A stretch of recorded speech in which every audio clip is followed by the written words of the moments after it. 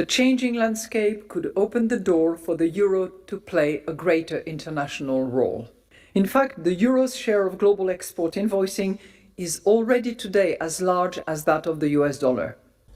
Trump said in a statement on Truth Social that his government needs commitment from BRICS nations that they will neither create any new currency nor support any other currency to replace the US dollar. If not, they will face 100% tariffs. The dollar has had a tough few months. It's been on the decline ever since Trump took office, but it enjoyed a moment of respite earlier this month, stabilising against most major currencies. However, in the past couple of days, it's suddenly collapsed, with the so-called dollar index, which measures the strength of the dollar against a weighted basket of other major currencies, on Thursday plummeting to its lowest level since February 2022. The US dollar has been the dominant global currency for nearly a century. This has given the United States a lot of political and economic power, including what's known as its exorbitant privilege. The US can run massive trade deficits, and workers in other countries have to work hard producing goods and services that they export to the US. And all the US has to do to import that is simply print the US dollar. And whereas most countries would face very significant inflation if they were to run these enormous deficits over time, the US doesn't have as high inflation because there is global demand for the US dollar. This is the exorbitant privilege of the US dollar, and this has benefited economic elites in the US. However, increasingly, especially in the 21st century, the US government has been abusing this exorbitant privilege and turning the dollar into a geopolitical weapon. The US has imposed unilateral sanctions on 1/3 of all countries on Earth, and that includes 60% of low-income nations.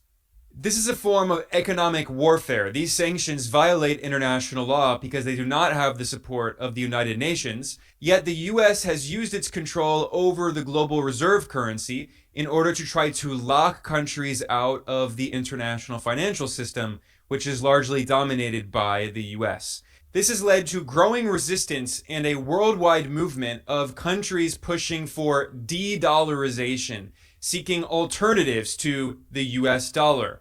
Many countries in the global south that were previously colonized by the Western powers have joined together in new organizations, the most famous of which is BRICS, founded by Brazil, Russia, India, China, and South Africa. And these global south countries are de-dollarizing, creating alternatives to the US dollar. They are trading with each other in local currencies. Iran has been selling more and more of its oil and gas not in US dollars, but in other currencies, in particular the Chinese currency, the renminbi or yuan.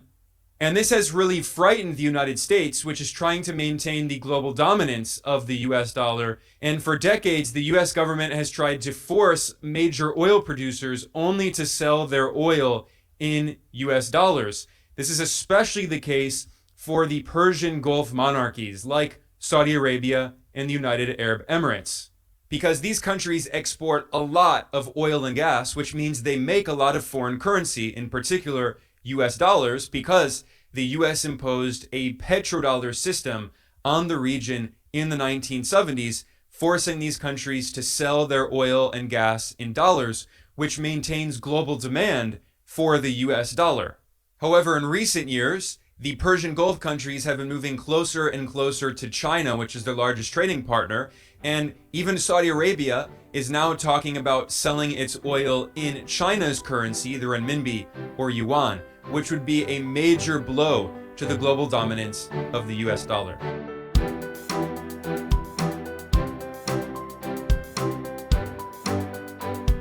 Recent events have shown us something unthinkable. Even confidence in the United States, long seen as the anchor of global stability, is now cracking. And it's not because of an external threat, but because of poor decisions and internal chaos coming from Washington. We're entering an era of open currency competition. The US dollar is clinging to its dominance, but many nations now see the danger of holding a currency that can be weaponized. The US has frozen or seized billions in reserves. Russia is just one example. And this is no longer a theory, it is reality. European leaders like Christine Lagarde are pushing the euro as the next global currency. Meanwhile, the BRICS nations are abandoning the dollar, choosing to settle trade in their own currencies, and as a result, demand for the dollar is weakening, and its exchange rate has been falling. Today, we have a three-way race: the US dollar, the euro, and the Chinese Renminbi. But here's the problem. Each of these depend heavily on the stability and competence of its issuing government. The US dollar is depreciating. Fewer people want it. More are looking for alternatives. Foreign holders like China and Japan are reducing US bond holdings. American goods face boycotts, and tourism to the US has dropped sharply in 2025.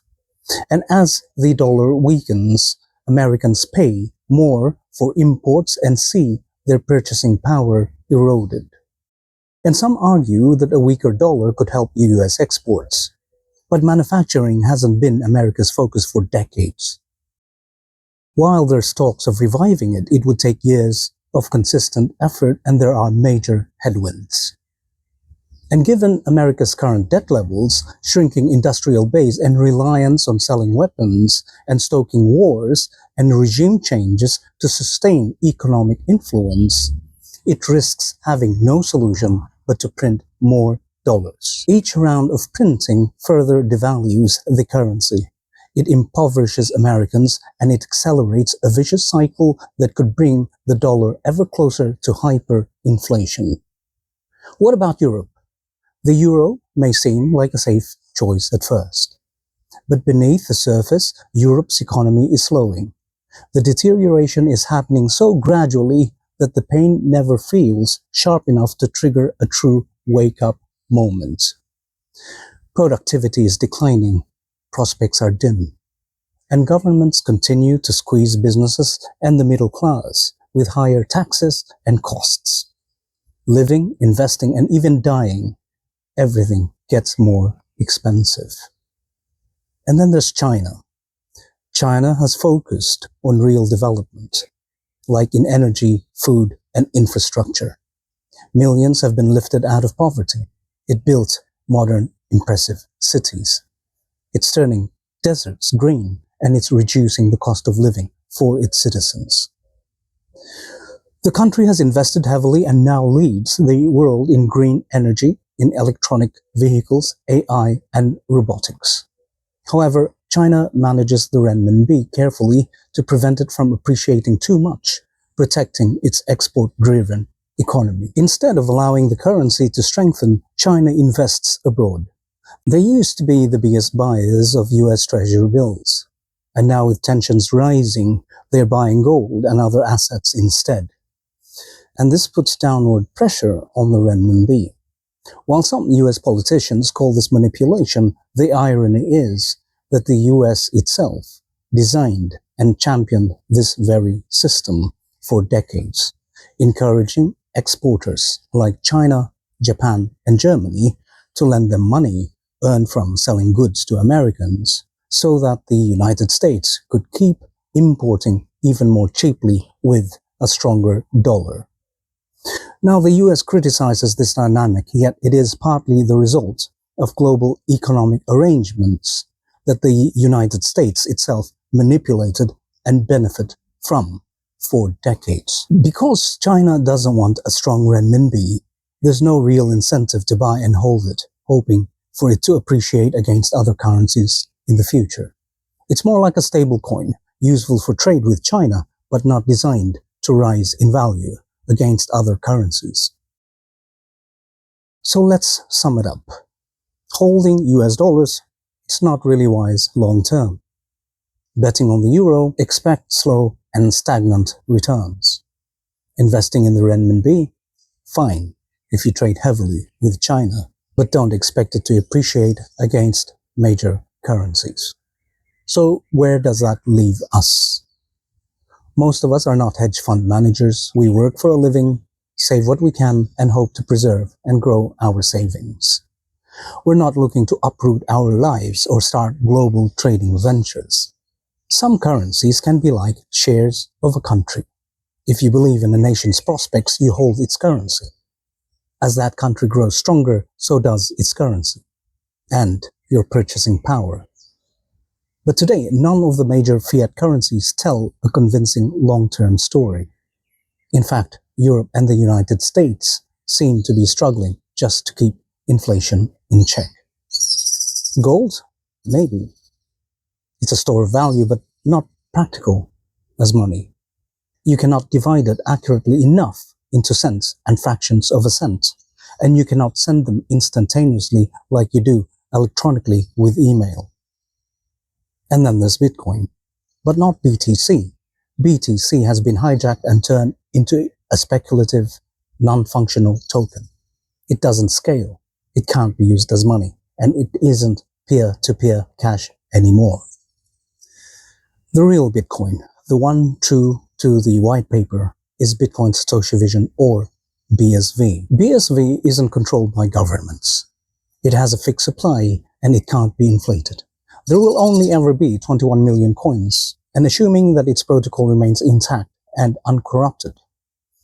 Having a fixed protocol and a fixed supply means that you have a form of money that governments cannot endlessly print to patch over deep problems. It's a short-term fix that always leads to much bigger consequences down the line. Bitcoin SV is scalable, it's fast and it's cheap, and it works. It works as money, as a data layer, and as infrastructure for a new financial system. It isn't speculation, it's real economic foundation. If currencies are like shares, then BSV is a share in a new global economic system, one that isn't tied to war, politics, or central banks. You can use it to buy goods and services anywhere, not just in China. And unlike the renminbi, which is kept weak to protect exports, the more BSV is used, the more it can appreciate relative to all other currencies and assets. Over time, as BSV gains wider use and adoption, each BSV or Satoshi that you hold should gradually buy more, increasing your purchasing power, increasing your wealth. At first glance, it might look like BSV has no chance. But as more people recognize its advantages and start using it, that will change. Remember, almost every fiat currency in history has either failed or suffered from severe inflation, a fate that today's major currencies will likely face eventually.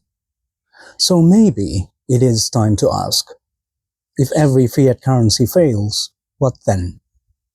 Maybe we don't need another national currency. Maybe what we really need is Bitcoin, the real one.